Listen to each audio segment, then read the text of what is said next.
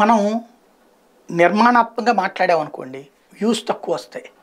బూతులు మాట్లాడామనుకోండి వ్యూస్ ఎక్కువ వస్తాయి. కానీ మనలోని జర్నలిజం చచ్చిపోతుంది, లేదా మనలోని మనిషి చచ్చిపోతాడు. వార్తల్ని గురించి మాట్లాడేటప్పుడే కాదు, మిగతా విషయాల్లో కూడా ఒక రాజకీయ నాయకుడు బూతులు తిడితే బాగా వ్యూస్ వస్తాయి. కానీ ఆ రాజకీయ నాయకుడిని బూతుల మనిషి కిందే చూస్తారు తప్పించి జనం అతన్ని అసహించుకుంటారు. ఓట్లు ఏదన్నా పార్టీ పేరు మీద రావాలి, కానీ సొంతగా వచ్చే ఓట్లు పోతాయి. అదే సందర్భంలో మనం సంస్కారయుతంగా మాట్లాడామనుకోండి వ్యూస్ తక్కువ రావచ్చు, కానీ జనంలోకి అతను సంస్కారంగా మాట్లాడతాడరా అని వెళ్తుంది. ఇది గుర్తుపెట్టుకోవాల్సింది విమర్శలు చేసేటప్పుడు. జనసేన కిరణ్ రాయల్ చాలా కష్టపడి పైకి వచ్చినటువంటి కుర్రాడు. చిరంజీవి గారి ప్రజారాజ్యం అప్పటి నుంచి ఇప్పటిదాకా చాలా కష్టపడ్డాడు. ఆ కష్టపడ్డది నేను ప్రత్యక్షంగా కూడా చూశాను. తన వ్యాపారాలు తను చేసుకుంటూ అందరినీ సమీకరించుకుంటూ అక్కడ ఎమ్మెల్యే కావాలన్నటువంటిది, మంత్రి కావాలన్నది తన ఆశయం, తప్పే లేదు. కానీ వాడే భాషలో కంట్రోల్ ఉండాలి. రోజా విమర్శించింది పవన్ కళ్యాణ్, ఈయన విమర్శించవచ్చు రోజాని కూడా, తప్పే లేదు.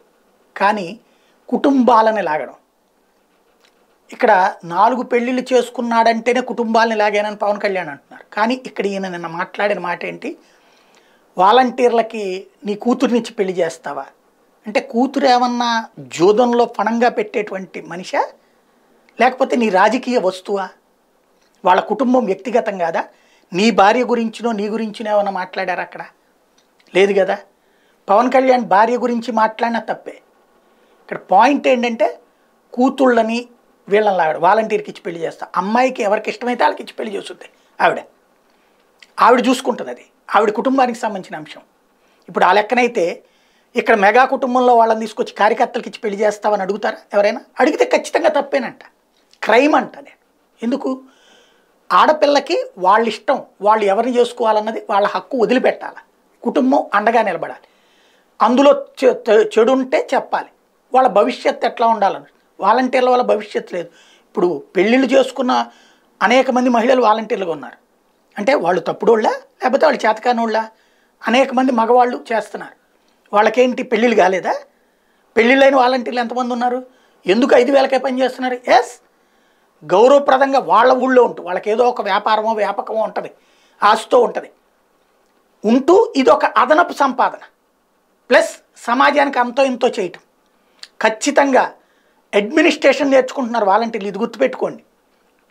అడ్మినిస్ట్రేషన్ నేర్చుకుంటున్నారు, భవిష్యత్ తరాలకి అది ఒక పెద్ద అసెట్. రాబోయే రోజుల్లో ఉద్యోగాలు నియామకాలు ఉండవు, ప్రభుత్వ ఉద్యోగాలు. ఎందుకంటే పెన్షన్లు ఇవన్నీ ఇచ్చేటప్పటికి రాష్ట్ర ప్రభుత్వాల ఆదాయం అంతా వాళ్ళకే ఇచ్చేయాల్సి వస్తుంది. దానికి బదులుగా ఎదువరకు కాంట్రాక్ట్ సిస్టమ్ తీసుకొచ్చారు, ఆ తర్వాత అవుట్సోర్సింగ్ సిస్టమ్ తీసుకొచ్చారు. భవిష్యత్తులో ఇట్లాంటివే ఉంటాయి. పూర్తిగా ప్రభుత్వ ఉద్యోగం చేయడానికి ఇవ్వలేవు ప్రభుత్వాలు. ఎందుకంటే ఇస్తే ఇప్పుడే లెక్క చూసుకుంటే 60,000 కోట్ల ఆదాయం వస్తే 58,000 కోట్ల రూపాయల జీతాలకు పోతుంది. ఇంకేం పని చేయాలి అక్కడ?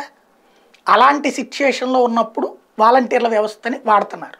ఇదే లేకపోతే మనం ఇదివరకు ఎట్లా ఉన్నామో తెలుసు. రైట్, నువ్వు దాని గురించి విమర్శించు, నీ కాన్సెప్ట్ చెప్పు, కానీ కుటుంబాలను లాగడం కరెక్ట్ కాదు.